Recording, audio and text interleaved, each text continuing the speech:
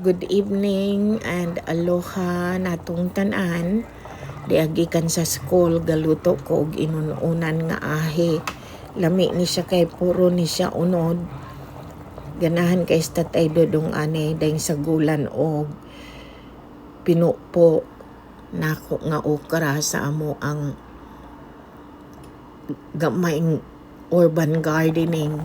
Usara ni siya ka dako ka impat pero tulo ka punuan ding ako ang gi putol ang mga sanga nga gulang na ding mo nang kanunay siyang gabunga na makatigom biya pud sa duha ka adlaw mo nay matigom.